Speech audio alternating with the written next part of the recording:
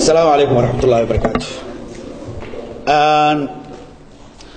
horta haddaan runta inii sheego anigu aad iyo aad ayaan maanta u faraxsanahay. maantay waxaan diyaarsaday ugu yaraan anaan kusoo gabagabeeyo programkan 10 qodob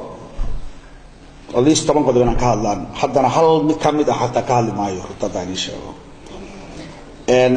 waxa aan ku faraxsanahayna waxay tahay maantay mawduucyo badan halkan laga dhawaajiyay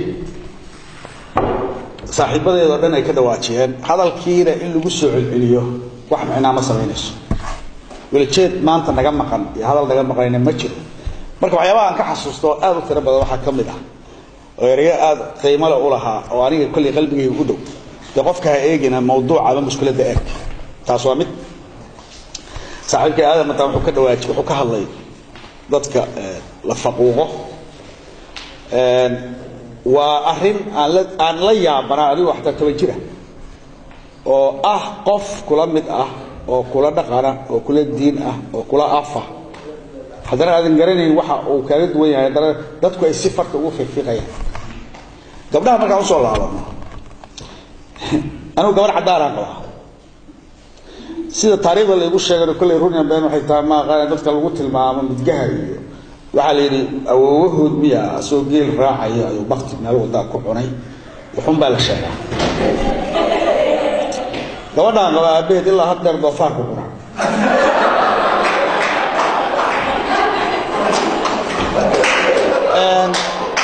marka wax ilaa midgaar qabtaa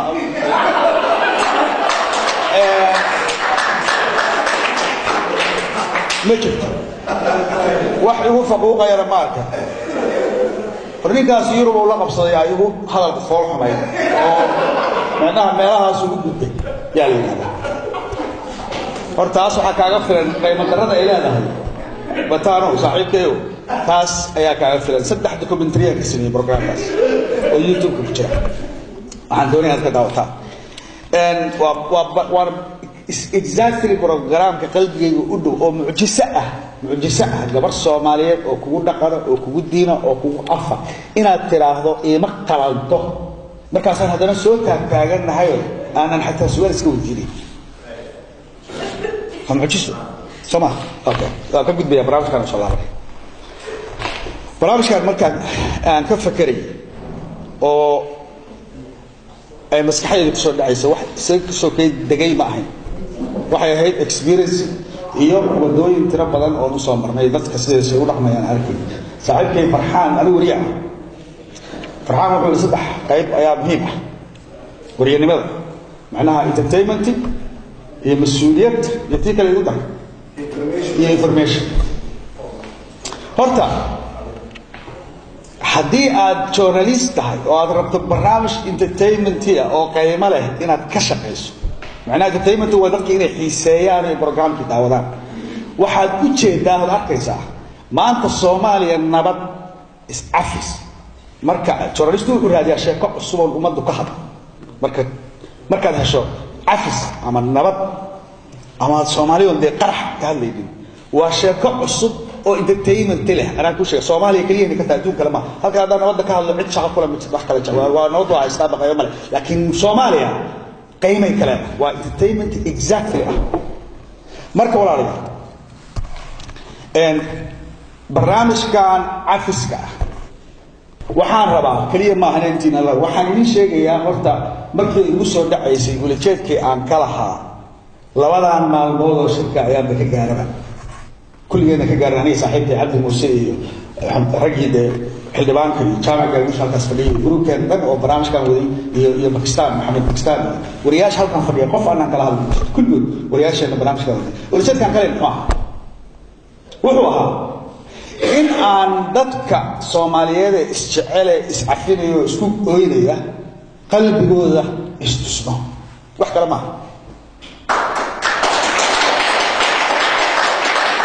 oo gabadhan shalay naga ursiisay hadda anaga u baadaawnay xoogaa ka warrama haddaan hal maalin samaysano oo la yiraahdo maalintii cafiska oo aan gabadhaan oo kaleeto Soomaali meel ay joogto hadduu gaalkacyo joogay hadduu biyaa plus joogay hadduu goor joogay hadduu jijjiga joogo aan wada daawano inuu ka warramo waxaan marka ka doonaynaa marka ummadda Soomaaliyeed la hadlayaa marka waxaan u hadlayaa wariyaasha oo saaxiibada cad muuse ka mid yahay intaan dadka meesha fadhiya xasan kaaf gruubka halkaan fadhiyo dhan iyo kuwa 200 oo boqolaalka oo kula kulmi jiray Soomaaliya waxaan magacooda ku hadlayaa marka waxaan rabaa inaan shacabka la hadlo shacabka waa adinka kuwana daawanaya iyo kuwa warkeena maqalto shacabka Soomaaliyeed aan la hadlay shacabka Soomaaliyeed annagu wariyaal haddaan nahay idin hadli mayno annagu haddaan wariyaal nahay idin ka hadli mayno annagu haddaan wariyaal nahay waa idin la hadlayno that means waxa aad isu qabtaan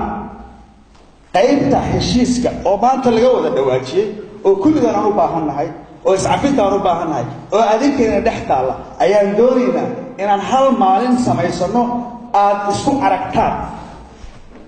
oo ama TV-gaaga aad ka cafiso ama aad saldhigii markaas la joogo markaas gruubkii la joogtay aad ka cafiso marka hal mid ma samayna ka warrama ummadda Soomaaliyeed ee haddaan hal maalin qabsano hal maalin sanadkii hal maalin xataa waxay rabtaa hal maalin oo aan idhaahno maalintii cafiska halkaas maalina wariyaal haddaan nahay shaqada noo taalla waxay tahay inaanaan siyaasadeen oon mashruuc ka dhigin wariyaal haddaan nahay ay noo tahay shaqadeenu inaan iskiin gaarsiinoon wejiyadiina istusno oo aad si live ah maalintaas isu cafisaan taas waa shaqadeena haddaa wariyaalna adinkana shaqadiinu waxay tahay inaad isu soo baxdaan goobooyin samaysataan iscafisaan oo tidhahdaan war haye waxbaan kala dilday ma iscafinaa cafiskiina intaan la gaarin bal horta maanta see tahay كون قبيلة كون فقوق ضدك الوحي